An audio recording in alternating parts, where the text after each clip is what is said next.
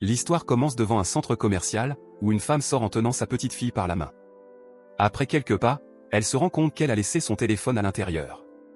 Elle demande alors à sa fille de l'attendre un instant dehors pendant qu'elle retourne le chercher. Sans être remarqué, un homme nommé Cyrus, le chef d'un grand gang qui domine le milieu criminel de la ville, les observe de loin.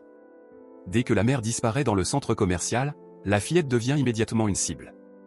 Les hommes de Cyrus s'approchent et l'enlèvent sans laisser la moindre trace. Le temps passe. La petite fille devient une femme adulte connue sous le nom de Kaz. Son corps est couvert de tatouages, signe qu'elle a passé de longues années au cœur du monde criminel. Même si elle paraît forte, son cœur reste hanté par les ombres du passé et des blessures jamais refermées. Pendant ce temps, de l'autre côté de la ville, une jeune fille nommée Emma se trouve dans sa chambre, troublée par le vacarme provenant du rez-de-chaussée, une violente dispute entre sa mère et son beau-père. En pleine anxiété, le téléphone sonne soudain. C'est son père biologique, Bob, un agent de renseignement qui travaille depuis longtemps dans l'univers de l'espionnage. En entendant sa voix, Emma se calme immédiatement. Il lui manque énormément et elle se sent toujours plus forte lorsqu'elle lui parle. Bob la rassure, puis lui promet de venir la chercher le lendemain pour l'emmener à une fête. Il lui affirme avec assurance qu'ils se verront très bientôt, ce qui redonne le sourire à Emma. Le cœur plus léger, elle descend dans l'intention de calmer sa mère, mais c'est pas se fiche devant un spectacle choquant. Dans le salon, Cyrus se tient déjà là, entouré de tout son groupe. Sa mère comprend instantanément le danger. Son nouveau mari, le beau-père d'Emma, a déjà été capturé. Paniquée, elle tente de s'enfuir. Elle court de toutes ses forces jusqu'à atteindre un pont, mais les hommes de Cyrus la rattrapent. Sans aucune pitié, ils lui tirent dessus jusqu'à ce que son corps tombe dans la rivière. Le lendemain, Bob arrive chez son ex-femme avec un collègue. Il sonne à plusieurs reprises, mais personne ne répond. La suspicion monte rapidement, le poussant à défoncer la porte. La première chose qu'il voit est le corps sans vie du nouveau mari de son ex-femme. Pris de panique, Bob fouille chaque pièce en espérant trouver Emma, mais elle est introuvable. En regardant vers le pont, il aperçoit une tache rouge sur la surface de l'eau. Il s'en approche et son cœur se brise lorsqu'il découvre le corps raide de son ex-femme. Bien qu'anéanti par la perte, Bob s'accroche à une seule pensée, il ignore si Emma est toujours en vie ou si elle a subi le même sort. Sa détermination à retrouver sa fille ne fait que grandir.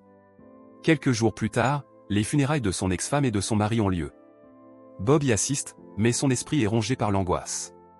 Il ne sait toujours pas qui a orchestré l'attaque, ni dans quel but, ni où Emma a été emmenée. Une seule certitude demeure, il doit découvrir la vérité, même sans le moindre indice. Quelque temps plus tard, Bob rentre chez lui et trouve une femme devant sa porte. C'est Kaz. Sans hésiter, elle lui dit qu'elle sait qui sont les gens qu'il cherche et qu'elle peut le mener directement à eux. Bob la laisse entrer et commence à poser des questions.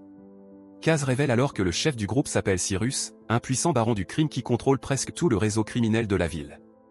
Il dirige un gang composé en grande partie de jeunes piégés par des drogues dangereuses, les rendant soumis à tous ses ordres. Bob se demande comment Kaz sait tout cela. Elle lui explique qu'elle a autrefois fait partie de ce groupe et qu'elle connaît Cyrus mieux que quiconque. En entendant cette confession, Bob est choqué et inquiet. Il lui demande si elle a vraiment l'intention d'affronter la bande qu'il a élevée, sachant parfaitement à quel point Cyrus est impitoyable. Bob lui montre alors plusieurs photos de victimes de meurtre. Il est certain qu'il s'agit de crimes de Cyrus, tant les mises à mort sont brutales. Il demande pourquoi cet homme massacrerait autant de gens sans la moindre pitié. Kaz répond que Cyrus et tous les membres de son gang sont des adorateurs de Satan, prêts à tout pour leurs croyances sombres. Bob demande si Kaz a déjà participé à ces rituels. Elle affirme fermement que non, car elle a quitté le gang depuis longtemps. L'histoire revient alors en arrière, au moment où Kaz a décidé de fuir le groupe de Cyrus. À cette époque, elle avait été battue presque à mort, mais un homme nommé Ferryman, également membre du gang, avait tiré en l'air et ordonné aux autres d'arrêter. Grâce à lui, Kaz avait réussi à s'échapper. Même si elle vivait encore dans la peur, elle s'était éloignée du groupe. Au fond de lui, Bob croyait que Kaz reviendrait un jour. Et en effet, elle est maintenant là pour l'aider. Bob lui demande alors pourquoi elle veut l'aider. Kaz explique qu'il y a encore une chance qu'Emma soit vivante et qu'elle refuse de laisser une autre fille subir le même destin qu'elle. En entendant cela, Bob, désespéré, est prêt à tout. Il accepte de coopérer. Ils partent en voiture et Kaz dit qu'elle conduira Bob dans chaque endroit où Cyrus opère. Pendant le trajet, les instincts d'espion de Bob le maintiennent en alerte. Il prévient Kaz que si tout cela est un piège, il n'hésitera pas à lui tirer une balle dans la tête. Kaz le calme et commence à lui parler de son passé.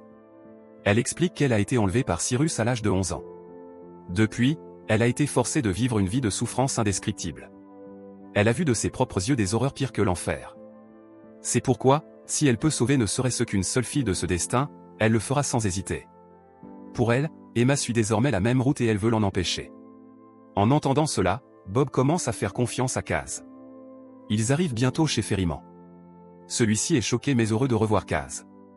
Elle le présente à Bob et lui explique leur plan. Pour approcher Cyrus, ils doivent d'abord infiltrer son gang. Mais ce n'est pas facile, car tous les membres sont des adorateurs de Satan vivant dans une église. Pour entrer, il faut avoir des tatouages spéciaux comme ceux de Kaz et de Ferryman. Bob finit par accepter. Ferryman commence à tatouer son corps, couvrant sa peau de divers symboles. Mais Kaz estime que ce n'est pas suffisant. Elle prend l'outil et tatoue elle-même le visage de Bob pour rendre le déguisement crédible. Ensuite, elle précise que Ferryman est tatoueur et que ses services doivent être payés. Bob lui remet alors de l'argent. Avant de partir, Kaz demande à Ferryman des informations sur les territoires de Cyrus. Bob tente de l'arrêter, sachant à quel point cet homme est dangereux. Il est certain que si Kaz ose l'affronter, Cyrus ne la laissera jamais en vie. Mais Kaz insiste, cette mission doit être accomplie, car la vie d'une innocente est en jeu. Finalement, Ferryman cède et accepte d'aider. Il leur dit qu'Emma est toujours en vie et qu'elle est retenue dans un endroit appelé Red Patrol. Cette information leur suffit pour passer à l'étape suivante. Sur la route suivante, Bob demande à Kaz quand elle a réalisé qu'elle devait quitter le gang après y avoir vécu si longtemps. Kaz lui raconte alors une expérience qu'elle n'oubliera jamais. Un jour, au supermarché, elle a vu une femme qu'elle croyait être sa mère. Pleine d'espoir, elle s'est approchée d'elle. Mais au lieu d'une étreinte chaleureuse, la femme s'est mise à hurler, outrée par son apparence sale et abîmée. À ce moment-là, Kaz a compris que des personnes comme elle étaient réellement vues comme mauvaises et qu'aucune personne décente ne voudrait s'en approcher. De cette amère expérience, elle a décidé de quitter le gang. Après avoir entendu son histoire, Bob lui propose de l'aider à retrouver ses parents, mais Kaz refuse fermement. Selon elle, si ses parents se souciaient vraiment d'elle, ils l'auraient cherchée depuis longtemps. En réalité, personne n'est jamais venu. Kaz ajoute que, contrairement à elle, Bob aime vraiment son enfant et est prêt à tout pour la retrouver. Leur voyage continue jusqu'à ce qu'ils arrivent dans un grand club.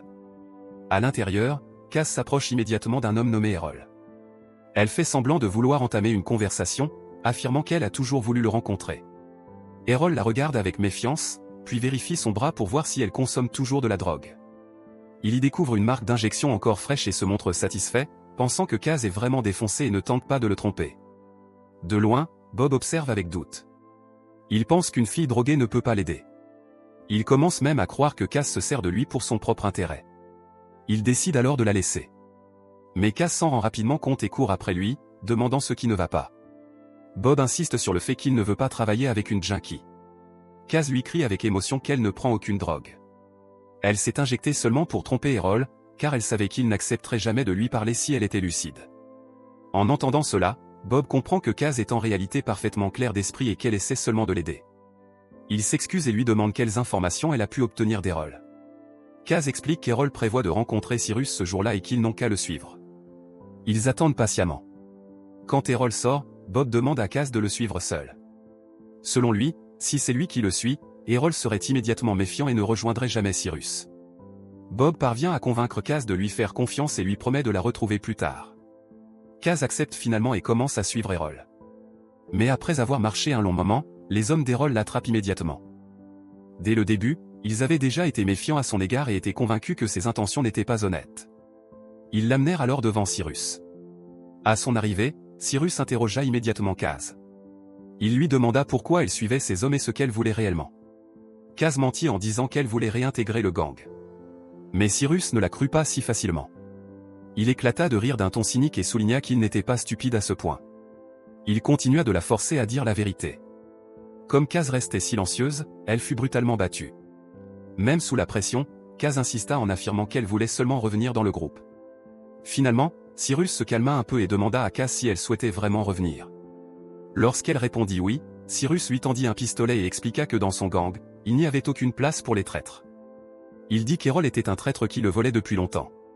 Cyrus avait prévu de le tuer ce jour-là, mais il donna maintenant à Kaz l'occasion de prouver sa loyauté en tirant une balle dans la tête d'Errol. Si elle réussissait, elle serait réadmise dans le gang.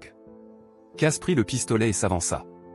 Elle fixa Errol un moment, réfléchit, puis tenta soudain de se tirer dessus. Il s'avéra que le pistolet était vide et ne contenait aucune balle. La détente ne déclencha rien, ce qui fit éclater Cyrus de rire devant un acte aussi insensé. Pendant ce temps, Bob continuait de chercher Kaz partout, jusqu'à ce qu'il voit enfin un homme portant ses vêtements. Sans réfléchir, Bob l'attrapa immédiatement, le menaça et le força à révéler où se trouvait Kaz. L'homme céda et le conduisit jusqu'à Cyrus. Là, Cyrus et ses hommes semblaient prêts à tuer Kaz. Mais avant qu'ils ne puissent agir, Bob surgit en attaquant avec son arme. Il tira plusieurs fois et réussit à éliminer de nombreux hommes. Même blessé à la jambe, Bob continua de se battre et abattit les derniers ennemis. Ensuite, il parvint à sauver Kaz et l'emmena loin de cet endroit. Ils arrivèrent ensuite dans un motel pour se reposer. Kaz le remercia de lui avoir sauvé la vie, mais Bob semblait profondément bouleversé. Il finit par admettre que, quoi qu'il arrive, il devait sauver sa fille. Il avoua aussi qu'au moment où son ex-femme et son mari avaient été tués, il avait ressenti au fond de lui un léger soulagement, car il ne les avait jamais aimés, surtout son ex-femme depuis le jour où elle l'avait quitté. Après une confession aussi lourde, Bob se mit à pleurer.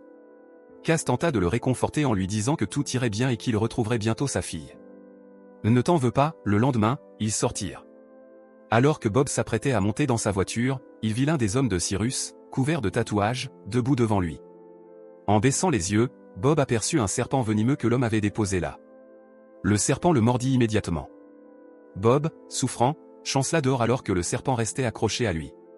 En voyant cela, Kaz tua rapidement l'animal. Ils capturèrent ensuite l'homme de Cyrus et le pressèrent de révéler l'emplacement de Cyrus. Mais comme il refusait de parler, Kaz l'exécuta. Le venin du serpent se répandit lentement dans le corps de Bob jusqu'à ce qu'il s'effondre, inconscient. Kaz le porta aussitôt et l'emmena chez un chaman connu sous le nom de Ferryman. Celui-ci retira immédiatement le venin du corps de Bob.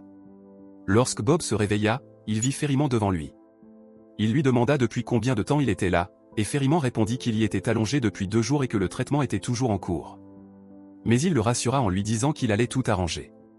Il avait déjà appelé une femme nommée Mia, qui travaillait pour Cyrus. Grâce à Mia, Bob pouvait parler directement avec Cyrus. Mia arriva peu après. Ils attendirent jusqu'à ce que Cyrus appelle.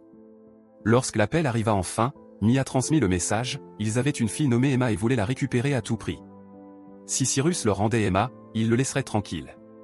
Cyrus resta silencieux un moment avant de répondre qu'il ne faisait jamais rien gratuitement. S'il voulait Emma, il devait faire quelque chose pour lui. Il expliqua qu'Errol avait volé son argent et qu'il était désormais très puissant, vivant dans une villa où il gardait tout ce qu'il avait pris. Cyrus précisa que si Bob et Kaz parvenaient à récupérer cet argent, Emma leur serait rendue. Après ces mots, il mit fin à l'appel. Bob et Kaz se mirent alors à planifier.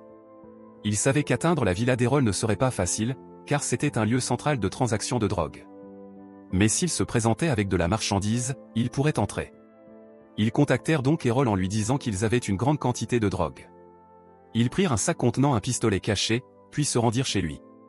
Dès qu'Errol apparut, ils attaquèrent, tuant les hommes un par un jusqu'à ce que des corps recouvrent le sol. Tous les hommes d'Errol furent éliminés. Errol lui-même tenta de fuir malgré une blessure à la jambe, mais il tomba près d'un pont. Terrifié, il supplia pour sa vie et offrit tout son argent. Mais Bob, désormais sans aucune pitié, l'abattit. Ils récupérèrent ensuite tout l'argent. Le lendemain, ils arrivèrent chez Cyrus. Celui-ci parut ravi de les voir et félicita Kaz, allant même jusqu'à lui proposer de réintégrer son groupe. Il promit de leur rendre Emma ensuite. Mais en entendant cela, Bob se mit en colère et tira immédiatement sur Cyrus, qui se contenta de rire et de demander où était son argent. Bob lui remit ce qu'il avait, mais Cyrus vit que ce n'était que la moitié. Il demanda alors où était le reste. Bob répondit calmement qu'il n'était pas idiot et qu'il ne remettrait le reste qu'après avoir récupéré sa fille. Cyrus réfléchit un instant, puis dit qu'il devait partir vers l'ouest jusqu'à atteindre une montagne. De l'autre côté, un homme les attendrait. Il n'aurait qu'à lui remettre le reste de l'argent, et Emma leur serait remise. Ils reprirent donc la route. Kaz suggéra à Bob de rejoindre son groupe pour vivre en paix, mais Bob refusa, trouvant l'idée insensée. Lorsqu'ils atteignirent l'autre côté de la montagne, ils virent un homme avec une camionnette. Dès que Bob lui montra l'argent, l'homme sortit immédiatement Emma du véhicule, puis repartit. Bob se précipita vers sa fille et vit son visage couvert de tatouages. Son état était si terrible que Bob éclata en larmes en la voyant. Peu après le départ de la camionnette, des feux d'artifice furent tirés. Kaz expliqua rapidement qu'il n'avait plus beaucoup de temps, car ces feux servaient de signal pour que Cyrus envoie ses hommes les éliminer. Elle savait où ils devaient aller.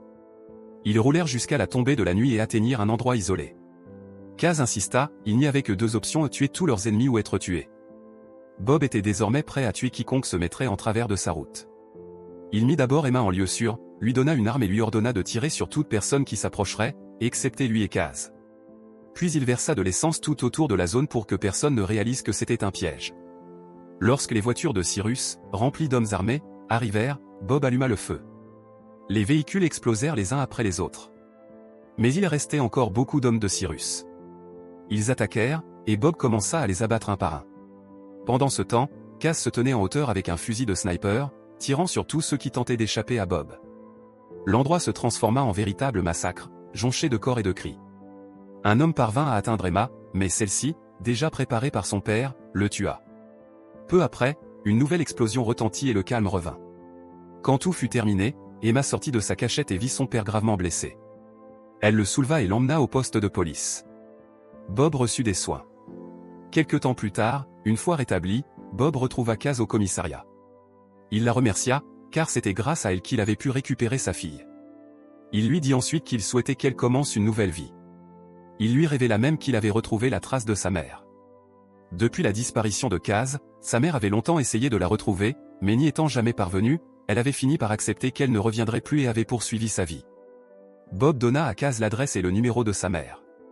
Mais Kaz refusa, disant que tout n'était pas terminé pour elle. Tant que Cyrus était encore en vie, elle ne pouvait quitter ce monde, car il avait détruit sa vie. Elle dit à Bob de profiter de la sienne avec sa fille pendant qu'elle devait achever sa dernière mission. Peu après, Kaz retrouva Cyrus et l'abattit. Ainsi, sa vengeance fut accomplie. Ensuite, elle se rendit chez sa mère. Elle vit que celle-ci était désormais âgée, qu'elle s'était remariée et vivait heureuse avec son mari. En voyant cela, Kaz se mit à pleurer, comprenant que sa mère n'avait plus besoin d'elle dans sa vie. Elle partit alors silencieusement.